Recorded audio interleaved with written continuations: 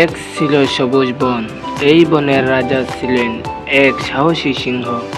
তাদের বনের সব প্রাণী সম্মান করতেন।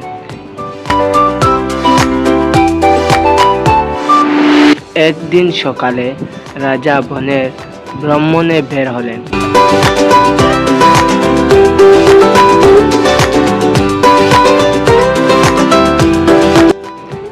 হঠাৎ রাজা দেখতে পেলেন একটি শিয়াল হরিণকে কুদাচ্ছে খাওয়ার জন্য।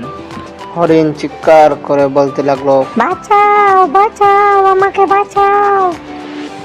রাজামশাই বাঘকে আদেশ করলেন, বাঘ, আমি তোমাকে আদেশ করছি, তুমি হরিণকে শিয়ালের হাত থেকে বাঁচিয়ে দিয়ে শিয়ালকে নিয়ে আমার গুহায় আসিও।